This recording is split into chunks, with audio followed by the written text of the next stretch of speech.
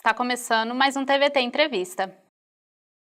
E no programa de hoje, vamos falar sobre a falta de áreas verdes em Ribeirão Preto. Segundo um levantamento recente, o município tem apenas 1/3 da arborização que a ONU considera como necessária em relação ao número de habitantes. A equipe do TVT foi a um parque da cidade para saber o que as pessoas pensam sobre o assunto. Veja na reportagem. O senhor acha que Ribeirão aqui tem pouca árvore? Muito pouca. Precisávamos arborizar mais Ribeirão. Eu acho que ela já teve bastante, mas diminuiu porque a cidade vai crescendo, né? Então eles vão cortando, vai desmatando e se torna pouco, né? Na minha opinião, se for ver pelo tanto de habitantes que tem, deveria ter mais. Não, acho normal, assim. Tem muito lugar que está faltando. Na casa do senhor tem árvore ou não? Em frente à minha casa tem uma árvore pequena, né, que eu moro em bairro, né, então já não tem árvore, né? Na minha rua as árvores que tem não chegam a 2 metros. Na minha casa eu tenho várias flores e do meu lado é meu vizinho e do outro tem árvores plantadas na frente. Tem. Na minha não tem porque meu terreno é tudo construído, não tem árvore. Não, na rua não. Não tem espaço. Não tem não. Estamos muito contentes com a arborização do condomínio onde eu moro. O senhor acha que, por exemplo, que se tivesse mais árvore, a cidade não seria tão quente assim que nem é? Quente a cidade ia continuar, mas eu acho que o clima iria melhorar bastante. Com certeza, né? Ajudaria bastante, né, a árvore, né? Se cada um colaborasse, eu acho que ajudaria. Cada vez mais, né? Você corta uma e não planta a outra, aí fica difícil, né? E para saber mais sobre o tema, convidamos o ambientalista Paulo Finotti, que é formado em Engenharia Química, é presidente da Sociedade de Defesa Regional do Meio Ambiente de Ribeirão Preto e palestrante. Finotti, seja bem-vindo. Muito obrigado a todos vocês. Como vimos na reportagem, um dos entrevistados falou que Ribeirão Preto antigamente havia mais árvores. Isso é verdade? Como que era Ribeirão naquela época? Bom, eu conheço Ribeirão Preto desde 1950 e cacetada. O que acontece é o seguinte, o Ribeirão Preto ele não cresceu, houve um inchaço. E com isso, uma série de problemas que são causados exatamente pela expansão não organizada da cidade e com a ausência de um planejamento no setor exatamente do plantio de árvores e do controle delas, inclusive. Finotti, você acredita que faltam políticas públicas para o plantio de árvores? Tem política pública a mais para a derrubada das árvores e menos para o plantio das árvores, que não adianta nada.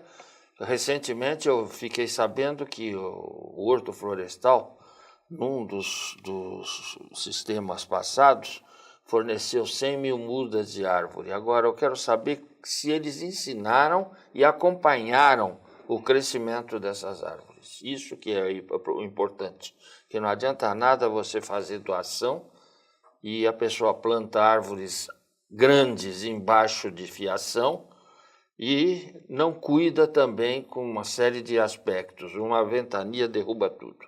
Sobre o índice que a ONU recomenda como ideal para a arborização da cidade, é possível de ser alcançado?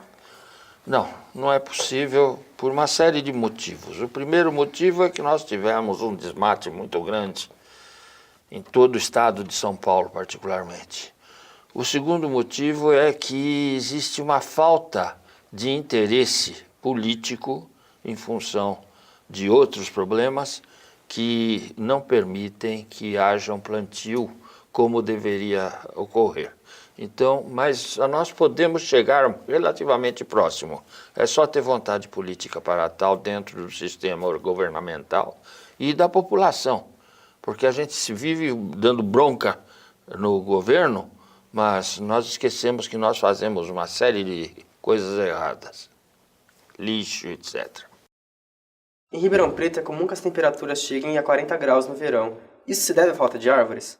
Não, em absoluto. Ribeirão Preto sempre foi quente, não só Ribeirão, toda a região, ela é muito quente. Agora, o plantio de árvores pode minimizar. Eu tenho um exemplo claro. Eu morei numa residência até o começo deste ano E nós plantamos lá 12 mangueiras na calçada. A temperatura da casa era 3 a 4 graus abaixo da temperatura das casas que não tinham árvores no seu entorno. Então é importante pensar nisso. Finotti, recentemente, várias árvores foram retiradas por causa do contato com os fios de alta tensão, os famosos linhões. Até que ponto é justificável prejudicar o meio ambiente para o desenvolvimento de uma cidade? Na realidade, existe uma lei antiga a respeito de não haver plantio de árvores, e inclusive até de árvores de pequeno porte, sob os linhões. Então, agora precisa ver quem que começou primeiro, se foi o linhão ou a árvore. E de qualquer maneira, quando ocorre, e parece que foi em torno de 1.600 árvores, não foi porcaria, não. Quando a coisa ocorre, o que acontece? O organismo que é a concessionária deveria primeiro plantar árvores nos locais apropriados. Quando essas árvores estivessem já com capacidade de se desenvolverem sozinhas, aí sim cortar o número de árvores que foram plantadas em relação ao linhão, etc. Agora, o que acontece? Ela doa mudas para pessoas, às vezes, que nem sabem o que fazer com aquilo. Ou então plantam e depois esquecem que as árvores existem e aquilo perece. Finotti, a companhia responsável pelo abastecimento de energia afirmou que entregou 13 mil mudas para a prefeitura como forma de reparação ambiental. Como você tinha dito, esse número não é suficiente pelo dano causado? Não, eu acredito que a quantidade de mudas que vão viver depois vai ser muito menor do que essas 13 mil. Tomara que não. Tomara que não. Há necessidade, porque o que acontece? O que a prefeitura vai fazer? Uma parte, com certeza, vai haver o plantio por parte do órgão público. A outra parte por doação a quem pede. Agora, precisa ver essa doação a quem pede se ele trabalha corretamente com o plantio. E precisa ver também por parte do órgão público se cuida, faz a manutenção dessas mudas até que elas possam sobreviver sem maiores problemas e sem a necessidade de a todo instante aguar e coisa parecida. E em sua opinião, como é a conscientização dos moradores a respeito da preservação do meio ambiente? Péssima. Péssima. Eu tenho oportunidade de estar discutindo isso com uma frequência muito grande. Recentemente, inclusive, eu estive no córrego do Tanquinho. A quantidade de lixo jogado às margens do córrego é impressionante. O que acontece? Quem faz isso? Não é a prefeitura, é o morador. Agora, a prefeitura deveria, isto sim, fiscalizar. Ela fiscalizando, nós conseguiríamos fazer uma espécie de educação. Veja bem o caso do cinto de segurança. No início, o pessoal resmungava, reclamava e não sei o quê. Com a fiscalização exigente, hoje é automático. Você entra dentro do carro, já põe o cinto de segurança, não reclama, protege muito, já protegeu muita gente de ter problemas mais sérios e está aí funcionando. Então essas coisas têm que ser analisadas com cuidado. Publicidade em cima, explicar o que acontece, multa, até uma multa, porque o bolso é o órgão mais sensível do corpo humano. Então, a multa é um caso impressionante. E os próprios, no caso de lançamento de lixo ou coisa parecida, os próprios moradores do entorno ali, localizando a pessoa, podem tomar providências.